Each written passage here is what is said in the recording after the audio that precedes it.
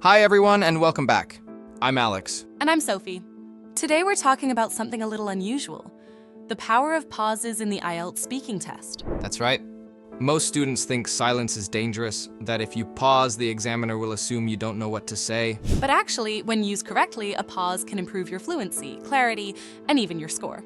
In fact, silence can sometimes be your secret weapon. So let's start with the big question, why are pauses powerful? Well, firstly, they give you thinking time. Instead of filling the air with or you know, a short pause shows you're taking a moment to organize your thoughts. Exactly. And examiners prefer a clean pause to a messy filler. For example, compare. Like, I think the government should, improve public transport versus short pause. I think the government should improve public transport. The second version sounds much more confident. Here's the second reason pauses are powerful. They help with emphasis. When you pause before an important point, it makes the listener pay attention. Right. Imagine saying, one major reason pollution is increasing is, pause, the rise in private car ownership.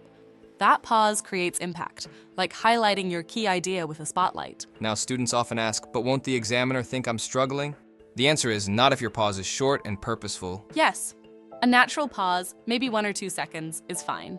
In fact, native speakers do this all the time. What examiners don't like is long, awkward silences or panicked pauses where you clearly don't know what to say. So how can you use pauses effectively in IELTS speaking? Let's give a few practical tips. Tip number 1, pause instead of filling space with Next time you feel that coming out, stop yourself, breathe, and take a short pause. It instantly makes you sound more polished. Tip number 2, use thinking phrases to buy time. You can combine a pause with phrases like, that's an interesting question. That's an interesting question. Or I've never thought about that before. I've never really thought about it like that before. But this gives you both a pause and a natural way to think. Tip number 3, practice with recordings. Record yourself answering a speaking part 2 question. Then listen back. Do you fill every gap with and you know? Try again. This time, replace those fillers with clean, confident pauses. Another benefit of pauses is that they improve your pronunciation and coherence. When you pause at the right spots, your sentences are easier to follow. You give the examiner space to absorb your ideas. Exactly.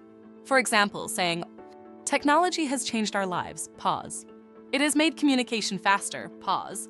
But it has also created new challenges. This rhythm is clear, structured, and easy to understand. So to sum up, what pauses are not your enemy.